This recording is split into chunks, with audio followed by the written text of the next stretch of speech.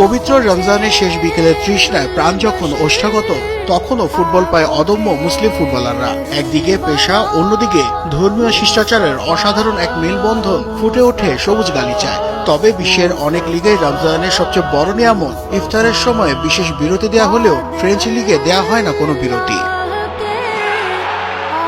এমন আইনের মাঝেই ফ্রেঞ্চ লিগ ওয়ানে ঘটে গেল হৃদয়স্পর্শী এক ঘটনা।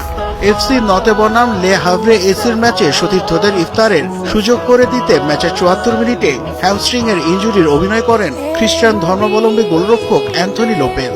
মেডিকেল টিমের তাকে চিকিৎসা দেওয়ার সময়টাতে টাচ লাইনে রাখা খেজুর ও পানি পান করে রোজা ভাঙেন নতের একাধিক মুসলিম ফুটবলার। ফরাসি ফুটবলের কঠোর নিয়মের মাঝে ফুটে উঠেছে লোপেজের বিশাল হৃদয়ের গল্প।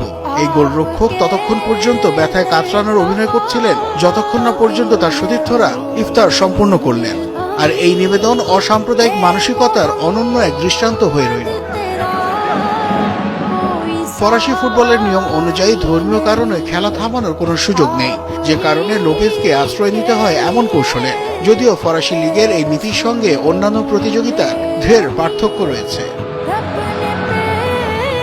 ইংলিশ প্রিমিয়ার লিগে ২০২১ সাল থেকে সূর্যাস্তের সময় রোজাদার খেলোয়াড়দের ইফতারের সুযোগ দিতে রেফারিরা স্বল্প সময়ের বিরতির অনুমতি দিয়ে আসছেন।